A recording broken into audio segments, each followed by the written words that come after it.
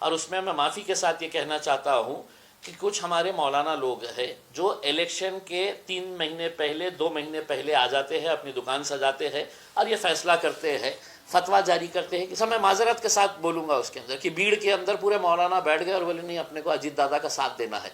अब वो मौलानाओं की जिम्मेदारी है कि वो रास्ते के ऊपर आ जाए करके। इम्तियाज़ जलील को हराने के लिए एक बड़े मौलाना यहाँ पर आकर बैठे थे, दुकान सजाए थे, माफ़ी के साथ कहता हूँ मैं, अब पार्टी आएगी तो ये वोट बढ़ जाएंगे, ये ऐसा हो जाएगा वैसा। समाजवादी पार्टी बहुत बड़ी पार्टी थी, एक राज्य के अंदर उनकी सरकार हुआ करती थी। आज कहाँ है देखिए ना। हाँ देखिए, चंद लोगों की वजह से पार्टियाँ नहीं चलती है साहब। पार्टियाँ जो है वो आवाम तय करती है कि हमको किस पार्टी के साथ जाने का है करके। चंद लोग यहाँ से उठ के चले जाएंगे और बोलेंगे कि साहब अब हम हिंदुस्तान में पूरा ये करेंगे, तो ऐसा नहीं होता है।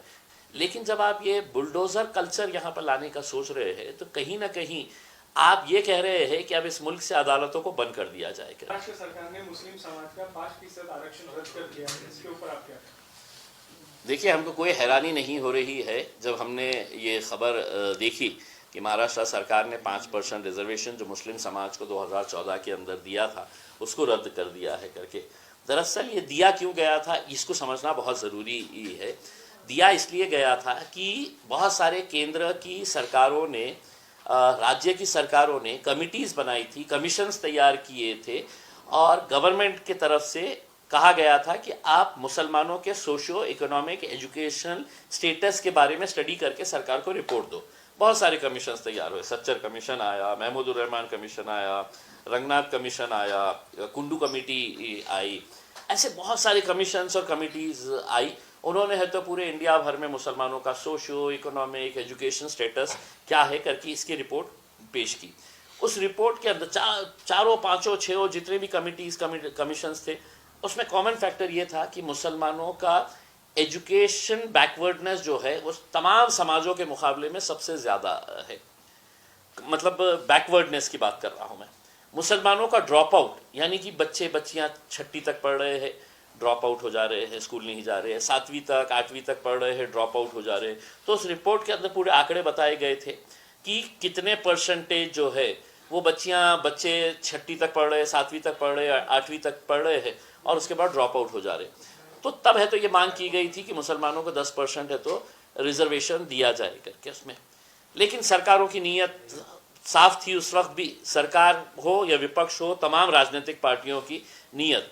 2014 में मैं भी है तो आमदार था, हमने खूब लड़ाई करे थे वहाँ पर, और लड़ाई करके है तो हमने सरकार को ये बताया था कि मुसलमानों को क्यों रिजर्वेशन मिलना चाहिए करके। ये मामला फिर कोर्ट में गया और कोर्ट ने ये पूरे रिपोर्ट्स, कमीशंस, कमिटीज़ की रिपोर्ट्स देखने के बाद कोर्ट ने ये फैसला किया कि नहीं, मुसलमानों का बैकवर्डनेस वाकई में बहुत ही ज़्यादा है, इसीलिए उनको रिजर्वेशन 5% एजुकेशन के अंदर मिलना चाहिए करके। हमने उसका स्वागत किया था। लेकिन अब 10-12 साल के बाद है तो ये हुकूमत आई है और ये हुकूमत ने अपनी मंशा साफ़ कर दी है कि तो हमको आश्चर्य नहीं हो रहा है, हमको कोई बहुत हैरानी नहीं हो रही है, क्योंकि हुकूमत ने अपनी मंशा, इनकी नीयत क्या है मुसलमानों के ताल्लुक़ से, मुसलमानों को देखने का इनका नज़रिया क्या है, ये साफ़ कर दिया है। मैं लोकसभा के अंदर एक मरतबा भाषण हो रहा था तो मोदी साहब सामने बैठे हुए थे, सारा मंत्रिमंडल बैठा हुआ था। रिजर्वेशन के बारे में मुझे पीछे से किसी ने कहा कि मुसलमानों के रिजर्वेशन के बारे में बोलो, तो मैंने कहा कि इनसे मांगना, मतलब मोदी जी से मांगना या भाजपा से मांगने का मतलब ये है कि अपना सर दीवार पे फोड़ने के जैसा है। इन्होंने तो देश का ऐसा माहौल करके रखा है कि अरे मुसलमानों, तुमको हम सांस लेने दे रहे हैं, यही बहुत बड़ी बात है करके उसमें। तो हमने है तो उनसे मांगे नहीं थे, लेकिन हमको ये चीज़ का एहसास है कि अगर पढ़ेगा इंडिया तो ही बढ़ेगा इंडिया, और सभी समाज को इसके अंदर मदद करने की ज़रूरत। जैसे मराठा समाज का रिजर्वेशन की जब मांग जरंगे पाटिल साहब हमारे भाई ने उठाई तो इम्तियाज़ जलील नहीं, असदुद्दीन अवैसी ने पार्लियामेंट के अंदर आवाज़ उठाई थी कि मराठाओं के जो गरीब मराठा हैं उनको मदद करने की ज़रूरत है। मैंने यहाँ तक कहा था कि इसे मराठा ही नहीं, अगर ब्राह्मण समाज के भी कुछ लोग हैं जिनको कुछ सहारे की ज़रूरत है, वो पढ़ना चाहते हैं, तो उनको भी दीजिएगा करके उसमें। तुम ये समझ रहे हैं कि मुसलमानों का रिजर्वेशन हट गया, अब तुम्हारी गाड़ियाँ पूछने के लिए आएंगे, तुम्हारे ड्राइवर बन के आएंगे, ये रिक्शा चलाएंगे, ये ट्रक चलाएंगे, ये पकौड़े की गाड़ी लगाएंगे, ये पंचर बनाने का काम करेंगे। यही उम्मीद और यही मंशा और यही नीयत की वजह से वो कह रहे हैं कि अब ये हटा दिया गया है करके। तो मेरा उनसे यही कहना है कि मुसलमान जो है वो ख़त्म नहीं होगा, हम और ताकत के साथ इसका मुकाबला करेंगे। और हमें खुशी है कि आज ये समाज के बच्चे यूपीएससी क्रैक्स कर रहे हैं, पहले से ज़्यादा मुस्लिम समाज के लड़के और लड़कियां आज सिविल सर्विसेज के एग्ज़ाम में बैठ रहे हैं, पास हो रहे हैं, डॉक्टर्स की संख्या बढ़ रही है, इंजीनियर्स की। तो ये किसके लिए काम कर रहे हैं? ये देश के लिए ही काम कर रहे हैं ना, ये देश के लिए ही एसेट्स हो रहे हैं ना। लेकिन अगर तुम्हारी घटिया सोच और तुम्हारी घटिया विचारधारा अगर ऐसी ही है कि नहीं ये समाज का हमारे से, तो उनको एक बात समझाना चाहता हूँ कि जिस्म का एक भी हिस्सा अगर माजूर हो गया, अगर हम इस जिस्म को अगर मुल्क की तरह देखें कि ये भारत देश है पूरा, और तुम ये कहे कि नहीं मुझे ये आँख की ज़रूरत नहीं है, ये हाथ तो बेकार है, ये हाथ मुसलमान को प्रतीक करता है तो ये हाथ की ज़रूरत नहीं है करके, तो आप है तो माजूर कहलाएंगे, आप है तो फिज़िकली हैंडीकैप कहलाएंगे, आप 100% फिट नहीं कहलाएंगे। तो देश को अगर 100% फिट करना है, देश को अगर आगे बढ़ाना है, तो सभी समाजों को साथ में लेकर जाने की ज़रूरत है। सर, आने वाले दिनों में आपकी पार्टी, आपके पक्ष की और आपकी क्या भूमिका रहेगी भविष्य में इस चीज़? देखिए, दिक्कत तो यही होती है ना कि हमारे समाज में कुछ इस तरह का माहौल हो गया है कि इलेक्शन जब आता है तो सारे हमारे दुकानदार जितने होते हैं, और उसमें मैं माफ़ी के साथ ये कहना चाहता हूँ कि कुछ हमारे मौलाना लोग हैं जो इलेक्शन के 3 महीने पहले 2 महीने पहले आ जाते हैं, अपनी दुकान सजाते हैं और ये फैसला करते हैं, फतवा जारी करते हैं कि साहब हमको ये पार्टी का साथ देने का है करके। हाँ, जैसा मैं माजरत के साथ बोलूँगा उसके अंदर कि भीड़ के अंदर पूरे मौलाना बैठ गए और बोले नहीं अपने को अजीत दादा का साथ देना है। अब वो मौलानाओं की जिम्मेदारी है कि वो रास्ते के ऊपर आ जाए करके, क्योंकि आपने है तो उनको दिया था, वो तो हुकूमत के अंदर बैठे हुए हैं, और आपके बोलने की वजह से है तो लोगों ने है तो इनको वोट दे दिया है। इम्तियाज़ जलील को हराने के लिए एक बड़े मौलाना यहाँ पर आकर बैठे थे, दुकान सजाए थे, माफ़ी के साथ कहता हूँ मैं कि नहीं अपने को इनको वोट देने का है, शिवसेना को वोट देने का है। अब जब मुसलमानों के ऊपर आफत आई तो नहीं इम्तियाज़ जलील तुम क्यों नहीं लड़ रहे, तुम क्यों नहीं बोल रहे हैं करके इन्होंने अब इसका नेतृत्व करना चाहिए। जो इलेक्शन के वक्त में आके अपनी दुकानें सजाते हैं, वो लोगों की जिम्मेदारी है कि इसका नेतृत्व आप करें, आपके पीछे है तो हम खड़े रहेंगे, पूरी ताकत के साथ खड़े रहेंगे करके। इसमें हमें हमारी लड़ाई कैसे लड़ना है हम जानते हैं, लेकिन मुसलमान समाज को भी आज ये सोचना चाहिए कि तुम जब जिसका साथ जाते हैं, जिसका समर्थन करते हैं, वो लोग आपके साथ कांधे से कांधा लगाकर खड़े हैं कि आपके पास जब बुरा वक्त आता है तो उसके तो नहीं खड़े रहेंगे, कोई नहीं खड़े रहेंगे, आप देख लीजिएगा। वीके पाटिल साहब ने कहा है कि इसमें ये जो फैसला आया है इसमें सरकार का कोई लेना देना नहीं, ये कोर्ट के थ्रू फैसला आया है। वीके पाटिल साहब ने ये समझ लेना चाहिए कि आप सरकार के अंदर बैठे थे, आपकी ये जिम्मेदारी थी कि 2014 के अंदर जब मुस्लिम समाज को 5% रिजर्वेशन देने का एक अध्यादेश जारी किया गया था, उसका एक टाइम लिमिट होता है, उसके बाद है तो उसको आपको एक बिल लाकर उसको एक्ट के अंदर कानून बनाना पड़ता है। तो आपने वो क्यों नहीं करे विखे पाटिल साहब? आप तो मुसलमानों के हमदर्द नज़र आ रहे हैं आपके ये स्टेटमेंट दिखने के बाद। उसमें आपने क्यों अपनी सरकार को ये नहीं कहा कि ये मुसलमानों के रिजर्वेशन का जो अध्यादेश है वो लैप्स होने वाला है, इसको हमको बिल लाकर इसको हम तो एक कानून के तहत है तो इसको हमको एक एक्ट के ज़रिए कानून बनाने की ज़रूरत है करके। तो आप ये क्यों नहीं कहे? आप एक मरतबा बोलने से पहले 2014 के अंदर हाईकोर्ट ने, बॉम्बे हाईकोर्ट ने जो फैसला दिया था कि क्यों मुसलमानों को रिजर्वेशन देना चाहिए, उतना पैराग्राफ ज़रूर पढ़ लीजिएगा उस ऑर्डर के अंदर कि हाईकोर्ट ने क्या कहा था। आप तो उस वक्त भी चाहते थे, आपकी सरकार, आपकी हुकूमतें, आप उस वक्त अलग पार्टी के अंदर थे, ये अलग बात है कि अब आप किसी दूसरी पार्टी के अंदर कूद गए हैं, तो अब आपकी जहनीत भी उसी हिसाब से चल रही है जैसा आपने।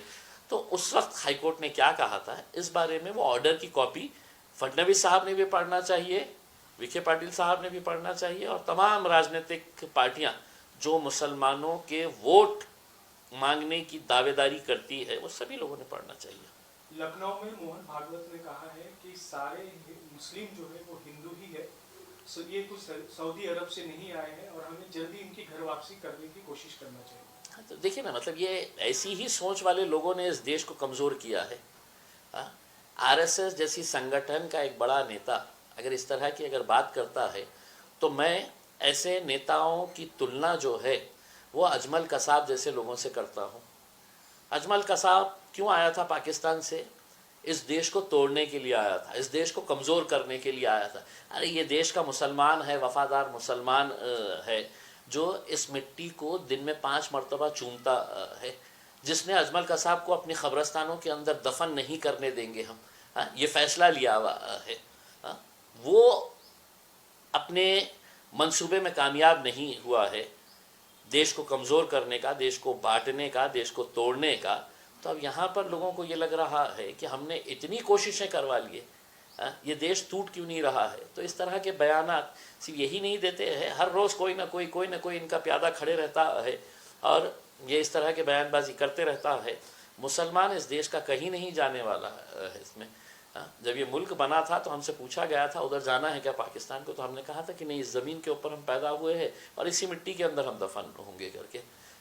तो अब आपकी जो सोच है, आपका जो सपना है, वो इंशाल्लाह कभी पूरा नहीं होगा। सर, आप ही के पार्टी के कुछ एक्स नगर सेवक जो हैं वो जाके इस्लाम पार्टी को यहाँ लाने की कोशिश कर, लगभग तय हो चुका है कि वो पार्टी यहाँ पे आने वाली है, इसके बारे में आप क्या कहेंगे? लोकतंत्र की यही तो खूबसूरती है, डेमोक्रेसी इसी को तो कहते हैं कि मुझे ये पार्टी पसंद नहीं आ रही है, अब मैं इस पार्टी के अंदर जाऊंगा करके उसमें। तो अगर कोई जा रहे हैं तो मेरी शुभकामनाएं उनके साथ है उसमें। मुस्लिम वोट पे फर्क पड़ेगा सर? देखिए, आप ये क्यों सोच रहे हैं कि MIM अब सिर्फ मुसलमानों की बात करती है करके। आप कभी जाकर देखिएगा कि ST की कैंडिडेट मेरे पास से चुनकर आई है, SC की कैंडिडेट मेरे पास से चुनकर आए हैं, मराठा समाज का मेरा भाई है तो ज़िला परिषद का इलेक्शन है तो MIM के टिकट से लड़ रहा है, OBC की हिंदू बहन हमारे टिकट से लड़ रही है करके उसमें। तो ये जो है कि भाई अब पार्टी आएगी तो ये वोट बढ़ जाएंगे, ये ऐसा हो जाएगा वैसा। समाजवादी पार्टी बहुत बड़ी पार्टी थी, एक राज्य के अंदर उनकी सरकार हुआ करती थी। आज कहाँ है देखिए ना। हाँ, आज उनको पुरसाने हाल कोई नहीं है। वो भी दावा करती थी कि हम मुसलमानों के लिए लड़ेंगे, मुसलमानों के लिए बात करेंगे, लेकिन जनता को जब समझ में आया अरे ये तो भारतीय जनता पार्टी के पास इनका रिमोट कंट्रोल है, तो पूरी तरीके से नकार दिए है। अब जो पार्टियां आ रही है, ठीक है, आप अभी लॉन्च हुए हैं, आपको मेरी शुभकामनाएं है कि जाइए, मेहनत करिएगा, आप अच्छे काम के लिए करिएगा। उसमें जीत और हार का फैसला जो है वो पब्लिक तय करती है उसमें। तो आप अच्छा काम करेंगे, हमसे अच्छा करेंगे तो स्वाभाविक है लोग आपके पास जाएंगे, और अगर आप काम नहीं करेंगे तो लोग हमारे पास टिके रहेंगे उसके अंदर। देखिए, चंद लोगों की वजह से पार्टियां नहीं चलती है साहब। पार्टियां जो है वो आवाम तय करती है कि हमको किस पार्टी के साथ जाने का है करके। चंद लोग यहाँ से उठ के चले जाएंगे और बोलेंगे कि साहब अब हम हिंदुस्तान में पूरा ये करेंगे, तो ऐसा नहीं होता है। मजलिस आज जिस मुकाम के ऊपर पहुँची है वो 70-75 सालों की मेहनतों का नतीजा है कि यहाँ तक पहुँचे हैं। अब आप कल जुम्मा 8 दिन नहीं हुए हैं और आप कह रहे हैं कि साहब अब ये इतना बड़ा, तो कोई फ़र्क नहीं पड़ने वाला।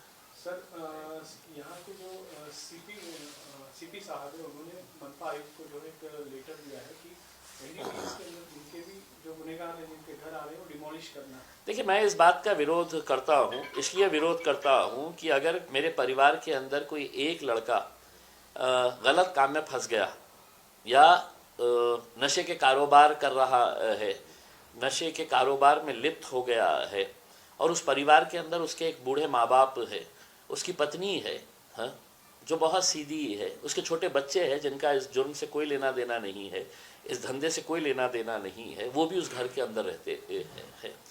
हम तो ये मांगनी कर रहे हैं जो इस कारोबार में इन्वॉल्व है उसको आप कड़ी से कड़ी सज़ा दीजिएगा, हम पूरा साथ देंगे आपको। लेकिन जब आप ये बुलडोज़र कल्चर यहाँ पर लाने का सोच रहे हैं तो कहीं ना कहीं आप ये कह रहे हैं कि अब इस मुल्क से अदालतों को बंद कर दिया जाए करके। हमको अदालतों के फैसले नहीं सुनना है, हम हमारे हिसाब से जंगल का कानून कैसा होता है या हुकुमशाही कैसी होती है, हम वो यहाँ पर लादने की कोशिश करने वाले हैं। तो हम इसका विरोध करेंगे। घर तोड़ना, किसी का आशियाना तोड़ना मेरे हिसाब से ये कानून के दायरे में सही नहीं है। और सुप्रीम कोर्ट ने उत्तर प्रदेश के अंदर जब योगी महाराज इसी तरह का कर रहे थे तो सुप्रीम कोर्ट ने कड़े लफ्ज़ों में ये कहा था कि मतलब ये इस तरह का नहीं।